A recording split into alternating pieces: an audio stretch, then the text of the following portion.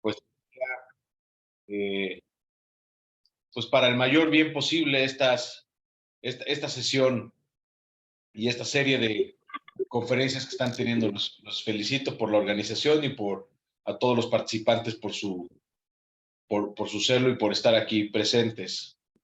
Hoy quiero compartir con ustedes algunas ideas sobre la naprotecnología y el modelo Creighton.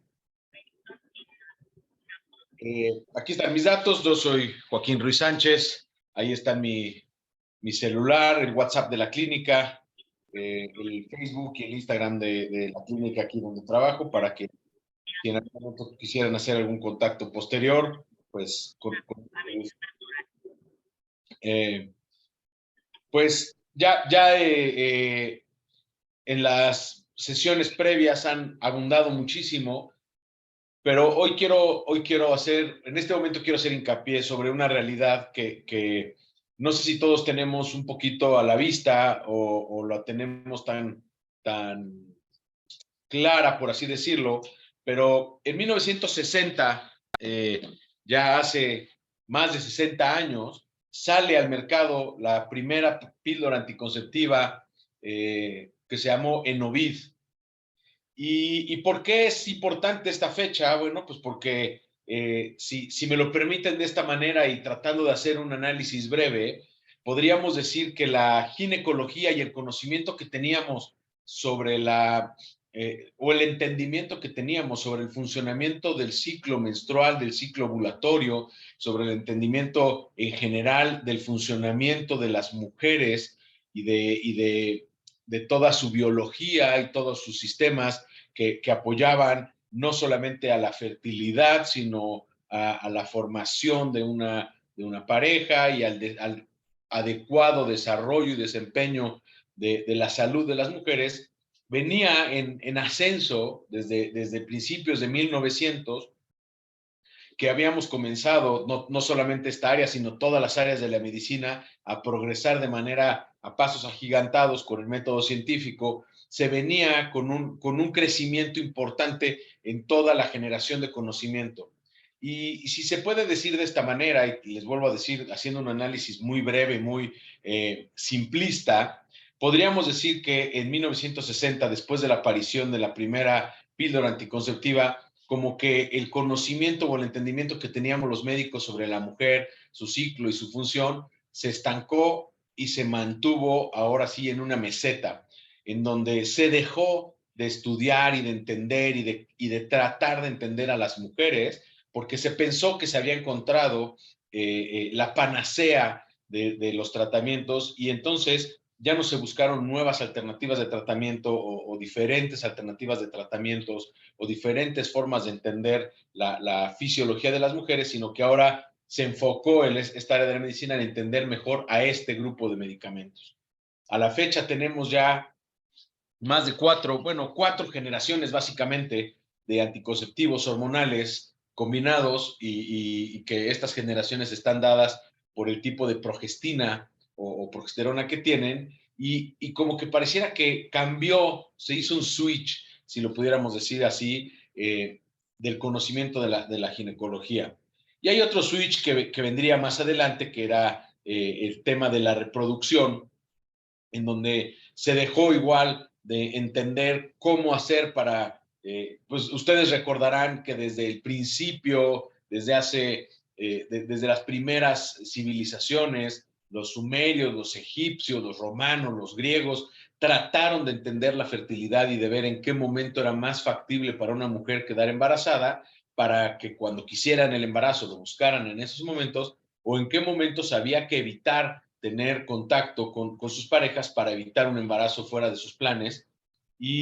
Pues primero lo hacían de manera muy empírica, y después, les digo, de 1900 para acá, la ciencia había evolucionado muchísimo, y hay este primer bache que es la aparición de los anticonceptivos, y un segundo bache desde mi perspectiva es la aparición de la reproducción asistida, que nuevamente cambia el foco y ya no nos enfocamos en entender por qué una pareja no se puede embarazar, sino que cambiamos el switch y hemos tratado de desarrollar más y mejores técnicas de reproducción asistida, incluso hasta la maternidad subrogada, de la que pues nos acaban también de hablar, y todas las demás técnicas que ya también el doctor fue abordando desde el punto de vista de la bioética. Pero piensen, ¿por qué está pasando? ¿Por qué nos pasó lo que nos pasó? ¿Por qué estamos ahí? Bueno, pues hay muchas causas, ¿no? Y ha habido muchísimas consecuencias para esto. Si bien no se trata de esto, esta ponencia, y el tiempo es breve, pero quiero dejar sembrada la idea en ustedes que la aparición de la anticoncepción, aunque tuvo digamos, bache en la generación de la ciencia, no todo es negativo, sino que a partir de esa fecha también han venido cosas muy positivas para la mujer, porque es desde esas fechas para acá que contamos con, por así decirlo, con anticoncepción efectiva, y ha cambiado la dinámica de la mujer, ha cambiado la dinámica de los hombres en relación de las mujeres, y ha cambiado la dinámica social. Esto ha permitido o ha generado la postergación de la maternidad, dando como resultado cosas muy positivas, porque ha permitido la inclusión de las mujeres en muchas áreas en donde antes les costaba trabajo incluirse por el hecho pues por todo lo relacionado con la maternidad. Hoy pues tenemos mujeres en altos niveles, en altas esferas, y eso verdaderamente lo agradecemos, pero la postergación de la maternidad pues ha tenido como consecuencias negativas también, que tenemos un aumento significativo en el número de mujeres o de parejas que están teniendo dificultades reproductivas.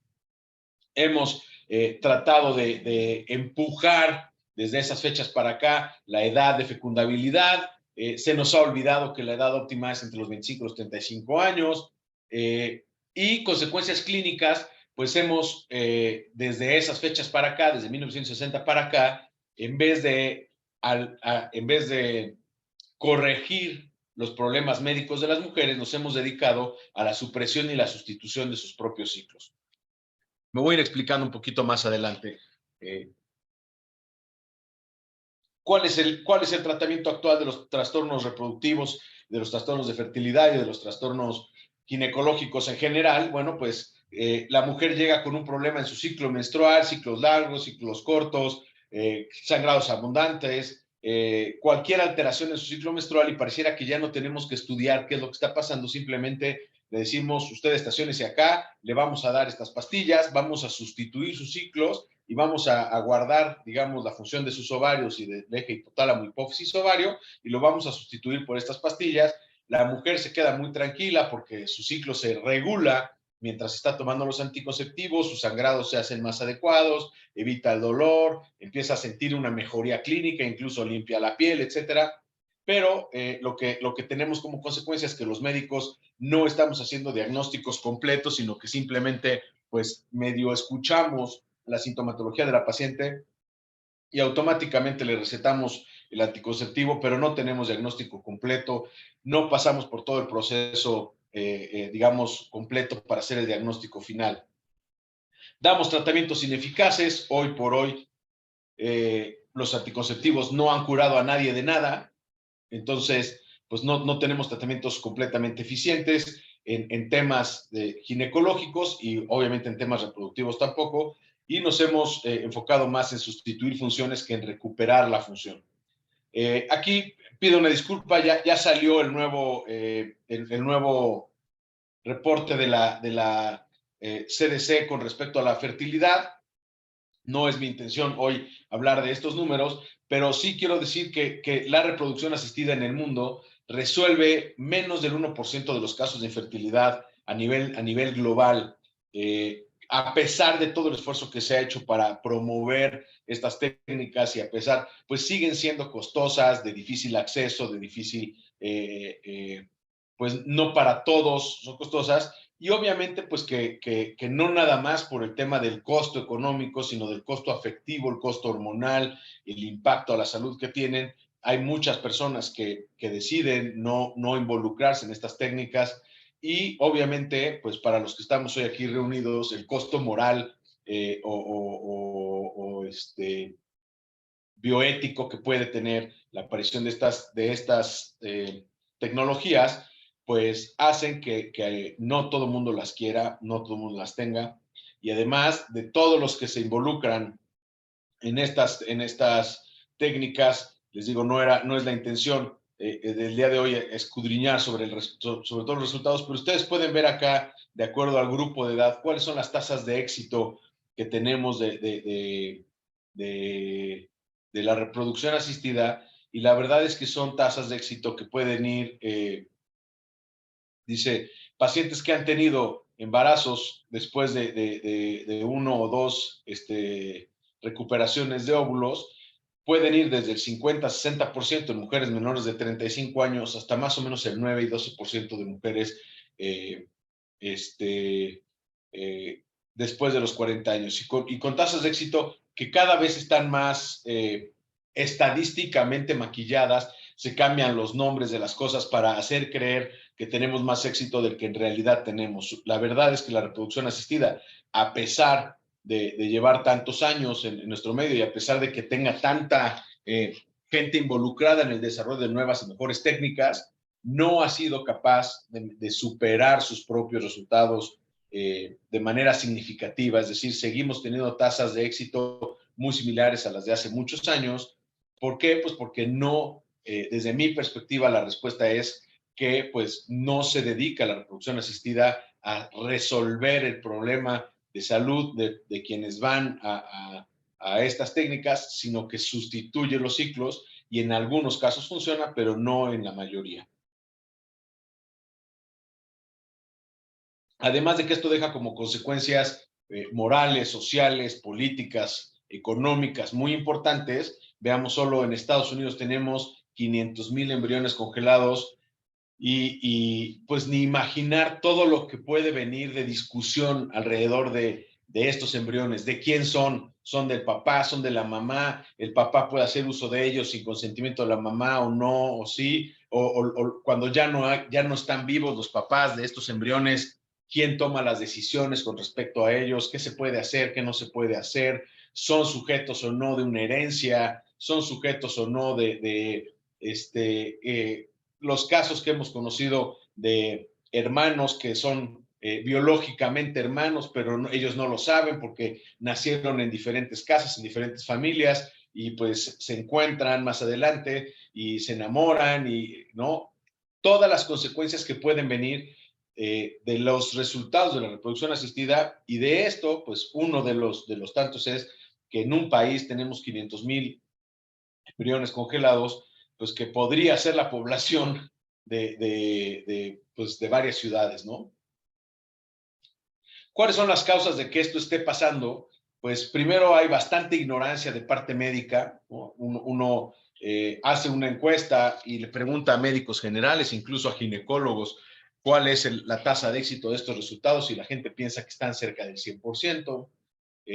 Hay mucha presión hacia los pacientes y hacia los médicos para hacer creer que estas técnicas tienen que realizarse o que tienen que hacerse así. Hay mucho esfuerzo de fondo para promover esas técnicas, y la verdadera razón, todo se cimienta pues, en que hay un negocio ahí de más de 25,000 millones de dólares en la industria, ¿no? Ahora vemos todo este esfuerzo que hay para que las mujeres congelen sus óvulos, y la historia de Jennifer Aniston, y si yo hubiera sabido, hubiera congelado mis óvulos, hoy ya no tengo posibilidades porque nadie me lo avisó, etcétera. Y yo cada vez más veo aquí en la consulta mujeres de 20 y tantos años que llegan y me dicen, oye, pues quiero saber qué tengo que hacer para congelar mis óvulos, ¿ok? Porque ahorita apenas estoy en la universidad, pero voy a estudiar otro posgrado, etcétera. No tengo pareja, no sé cuándo voy a tener pareja. Sí me gustaría ser mamá en algún momento, pero pues ya cuando tenga 40 años regreso por mis óvulos.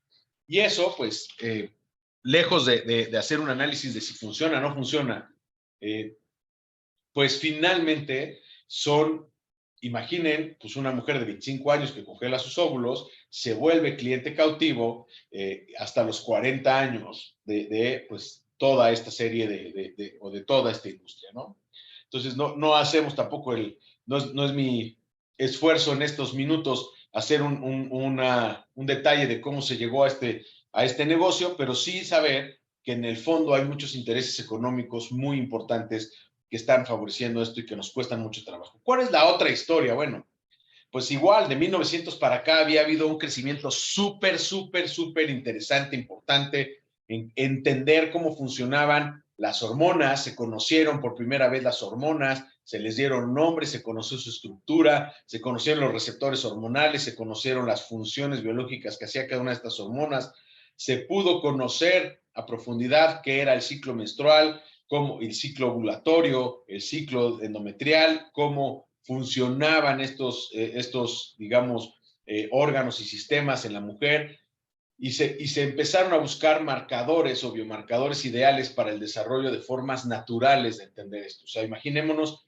que íbamos todos en el mismo desarrollo de la ciencia y de repente se desviaron porque encontraron los anticonceptivos y como que toda la información que teníamos ya no, pareciera que ya no era relevante y se dejó de estudiar. Sin embargo, bueno, pues sí se había logrado entender que la temperatura cambiaba a lo largo de los ciclos, que había diferentes cambios en diferentes síntomas y que había un biomarcador muy interesante que era el moco cervical que daba la pauta o que podía ser estudiado y entendido y comprendido por las propias mujeres de manera muy sencilla, muy fácil, con observaciones externas, sin nada, digamos, dificultoso para su observación y su seguimiento y su adecuada tracking, y se encontró que el moco cervical era una gran metodología. El doctor Thomas Hilgers, que aquí les presento, él fue el desarrollador del modelo Creighton y la naprotecnología. Él es actualmente el director del Instituto San Pablo VI para el Estudio de la Reproducción Humana, y él sería o es el artífice del desarrollo del sistema Creighton de reconocimiento de la fertilidad. Este sistema recopila toda esta información que traíamos de 1900 hasta acá y le va integrando los nuevos conocimientos que tiene. Tiene la virtud, este doctor, de ser un gran analista y un excelente extractor de todas estas, de toda esta información, y la pone al orden y al servicio de las mujeres con el modelo Creighton. Modelo Creighton lo desarrolla, lo publica, y vean cómo en este estudio que se hizo en los años de publicación reciente del sistema, más de 17,000 parejas utilizando el sistema para evitar tener un embarazo, logramos tasas de embarazo muy cercanas a cero, con tasas de efectividad ya con el uso, digamos, ordinario del sistema del 96.8% para evitar un embarazo. Y entonces integra, lo que quiero decirles es que el modelo Creighton integra, Dr. Hilgers integra en el modelo Creighton todo este conocimiento que sí traíamos de 100 años de historia, y le va incorporando el nuevo conocimiento que va surgiendo para entender los ciclos de las mujeres y para entender el funcionamiento. Y una vez que podemos conocer el funcionamiento, cuando este disfunciona, aparece aparece la naprotecnología. Esta es una gráfica, solamente para fines didácticos se las pongo. Vean que está los días de menstruación. Después de los días de menstruación hay unos días en donde no se observa cambios en el moco cervical. Es un moco cervical de observaciones secas, por así decirlo. Y a esta misma mujer, mientras ella estaba haciendo sus observaciones, se le fueron realizando estudios de sangre en donde las barras negras es el estrógeno y las barras rojas es la progesterona, y se vio que los cambios en la concentración del estrógeno tenían alta relación con lo que la paciente podía observar y describir de su propio moco cervical, y que entonces podíamos nosotros, en base a una gráfica, inferir cuáles eran los niveles hormonales. Y entonces el modelo Creighton es finalmente el uso de estas gráficas para el desarrollo del diagnóstico y tratamientos de distintos temas reproductivos. La diferencia entre saber y no saber: antes de que tuviéramos una metodología como esta para conocer en qué momento la mujer estaba en su momento más fértil del ciclo, las mujeres que empezaron a utilizar el método para no embarazarse, pues ya vimos que tenían alto grado de éxito, más del 95-96% de éxito para no embarazarse, pero de repente empezó a haber embarazos y esto preocupó, y se hicieron muchos estudios para ver, o muchas encuestas para ver qué estaba pasando, y la respuesta era obvia. Las mujeres decían: es que me quería embarazar. Durante los últimos 2 años no me quería embarazar porque me acababa de casar o porque acababa de nacer mi hijo, porque no era el momento, pero ahora que sí me quiero embarazar, simplemente cambié las reglas, estoy teniendo relaciones en los días fértiles y nos dimos cuenta que antes de esto pensábamos que éramos una raza, una especie, perdón, que teníamos una fecundabilidad del 21% por ciclo. Después de esto nos dimos cuenta que teníamos una fecundabilidad del 75% por ciclo y que en 6 ciclos llegábamos prácticamente al 100% en parejas jóvenes y sanas. Y esto fue interesantísimo, darnos cuenta que no éramos una especie subfértil, sino que realmente éramos una especie ignorante y que nosotros hoy con este conocimiento podíamos comprender mucho mejor la fertilidad y podíamos entender mejor en qué momentos tener relaciones si queríamos tener un embarazo y en cuáles no, o cuándo sí, cuando no quisiéramos tener un embarazo. Y entonces el desarrollo de biomarcadores nos permitió aplicarlos al diagnóstico y al tratamiento. Esto ya es la naprotecnología. En pocas palabras, naprotecnología es Natural Procreative Technology, o viene de esa raíz que es la tecnología de procreación natural y que es la aplicación médica a todo el sistema Creighton. Es decir, el sistema Creighton ayuda a reconocer los ciclos, ayuda a reconocer los marcadores y cuando estos marcadores disfuncionan o están fuera de lo normal, entonces los referimos al médico NAPRO para que el médico NAPRO haga las evaluaciones correspondientes, el diagnóstico y el tratamiento médico adecuado. Hoy vemos como marcadores la calidad en el ciclo de moco que nos dice cuando este se altera, nos habla de trastornos ovulatorios, trastornos de endometriosis o factores cervicales. La duración y la estabilidad de la fase postovulatoria nos habla de defectos de la fase lútea, síndromes premenstruales. Cuando tenemos alteraciones en la duración de la fase preovulatoria y las características nos hablan de síndrome de ovario poliquístico, anovulación por todas las causas como prolactina, tiroides, etcétera, la longitud total de los ciclos, las características del sangrado, en fin, todos estos marcadores hoy son posibles de ser estudiados gracias a que tenemos una gráfica que nos puede referir toda esta información. Aquí vemos ejemplos de distintas gráficas que tenemos, ¿no? Donde hay diferentes características en duración, en presencia o ausencia de moco cervical, las diferencias en las características del sangrado, y tenemos diferentes pacientes con diferentes problemas de fertilidad. En la gráfica A y en la gráfica B tenemos pacientes con poco moco cervical, y eso nos habla de trastornos ovulatorios, endometriosis. En la paciente de la C no vemos moco cervical, y entonces podríamos decir que esta paciente también tiene un trastorno en los receptores de estrógeno, o en la producción de estrógeno, o en los receptores de estrógeno del cervix, y no está teniendo moco cervical, y eso nos afecta también probablemente los receptores de estrógenos en el endometrio, altera la probabilidad de la receptividad endometrial, en fin, no los quiero aburrir, pero les quiero decir que cuando nosotros vemos estas gráficas, nos da una información muy, muy, muy valiosa. Vean la gráfica D, por ejemplo, es una paciente con una fase postovulatoria muy corta. Las personas, las mujeres, se embarazan alrededor de este día P, que este es el día más fértil, y el embarazo 7 días después se implanta. Y entonces, en casos donde la duración de la fase postovulatoria es menor a esos 7 días o 9 días, sabremos que esta mujer irremediablemente va a presentar un aborto cada vez que se embarace. Entonces, esta mujer tenemos que decirle, no te embaraces hasta que podamos corregir esto, porque si no, 100% vas a tener un aborto. En fin, nosotros hoy podemos tener, primero con la gráfica, ¿qué es lo que hacemos?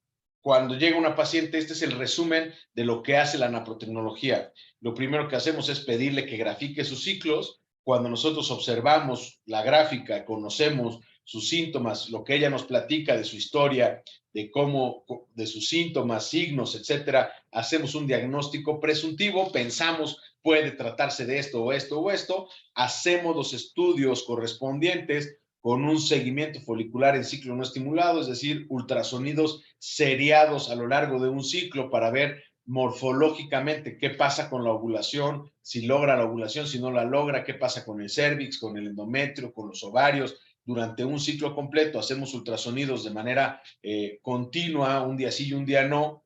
Hacemos un perfil hormonal dirigido a esa paciente en los días en los que le corresponde hacer el perfil hormonal y en algunos casos, cuando es necesario, hacemos la paroscopía y histeroscopía para corroborar todos los diagnósticos que nosotros presumimos que puede tener la paciente. En cuanto tenemos el diagnóstico completo, porque ya hicimos los estudios, empezamos tratamiento para la enfermedad orgánica y le damos seguimiento ciclo tras ciclo para la resolución. Esto funciona para las que tienen problema reproductivo como para las que tienen cualquier otro problema ginecológico. Cuando hablamos de temas reproductivos, pues en mujeres menores de 38 años aquí en la clínica, el 70% de las mujeres que digamos, el primer 20% de mujeres que se embaraza con nosotros se embarazan solamente conociendo sus ciclos, entendiendo en qué momento y cambiando digamos, entendiendo cuándo son fértiles y teniendo relaciones en los días fértiles. Aumentamos a un 50% de las pacientes que se embarazan, lo hacen con el tratamiento médico y aumentamos un 20% más para llegar a 70% en pacientes que requieren tratamiento quirúrgico. ¿Cómo aplicamos la naprotecnología? Bueno, pues lo aplicamos antes del embarazo, durante el embarazo y post el embarazo. En todas las etapas de la vida reproductiva de la mujer podemos encontrar una aplicación para el modelo Creighton y para la naprotecnología. Acá tengo muchos casos que hoy no quisiera aburrirlos con esto.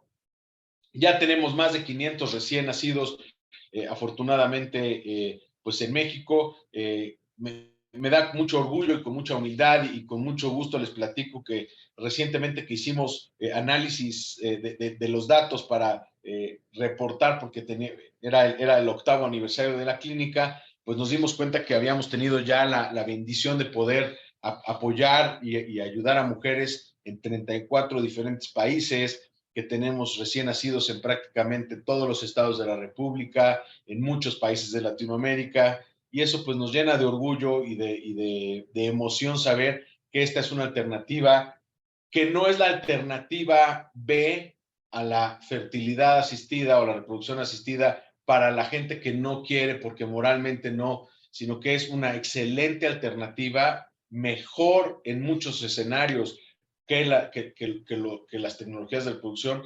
¿Por qué? Pues porque atiende los problemas de raíz, encuentra los diagnósticos y da los tratamientos adecuados en todas las áreas de la ginecología, en todas las áreas, digamos, de la economía de una mujer, desde que empieza a menstruar hasta que llega a la menopausia. ¿Cuál es el dilema? ¿Por qué no hay más gente que haga esto? Bueno, primero porque no se conoce. Yo les agradezco a ustedes que hoy tengan oídos para conocer de la naprotecnología. Segundo, porque estudiar ginecología en un país como el nuestro resulta a veces un reto para la gente que quiere ser provida, porque pues te enfrentas a muchos dilemas con la anticoncepción, con el aborto, con las características de las que ya ustedes están hablando, y entonces a eso aleja a muchos potenciales médicos que serían excelentes defensores de la vida y promotores de la naprotecnología. No se conoce y entonces uno piensa, pues no tengo alternativas. Hay muchos intereses encontrados. A veces hacer esto que hacemos nosotros es técnicamente más difícil. Hay que convencer a las pacientes. No usamos anticonceptivos y esto nos obliga a usar estrategias diagnósticas y terapéuticas un poquito más elaboradas que definitivamente serán mejores para cada paciente, pero que nos van a llevar un poquito más trabajo. No vamos con todos los intereses sociopolíticos y económicos del mundo y entonces eso hace a veces un poquito difícil pues picar esta piedra. Hay mucho escepticismo médico, no, que pues, si funciona, si no Un funciona. minuto. Yo, ¿perdón? Un minuto para terminar la participación. Sí, hay mucha ignorancia y sobre todo mucha indiferencia. Este es el Instituto Internacional de Medicina Reproductiva Restaurativa. Quienes les interese, esta es una gran herramienta. Les diría para terminar, el peor enemigo no es la ignorancia, sino la ilusión de conocimiento, como diría Stephen Hawking. Y mi invitación final es a que todos reconozcamos que esto que vemos acá, esta foto donde se ve un embrión, un saco vitelino con un pequeño embrioncito, esto es exactamente lo mismo que esto, solamente con unos días, meses, semanas o años de evolución. Estas son mis 3 hijas. Aquí estamos mis socios y un servidor con el doctor Hilgers, desarrollador del sistema, Diane Daly y la esposa del doctor Hilgers, Sue Hilgers, quienes desarrollaron el sistema Creighton. Aquí en esta foto estamos en la clínica de nosotros en Puebla. Tenemos una excelente relación con el doctor y una fortuna de haberme encontrado con estos otros dos chiflados con los que hacemos esto de la naprotecnología y muy felices de estar hoy invitados con ustedes. Les vuelvo a dejar mis datos por si hubiera alguna situación y me quedo pendiente. Si hubiera alguna pregunta, ya me comí mucho más tiempo del que me tocaba, pero les agradezco su espera.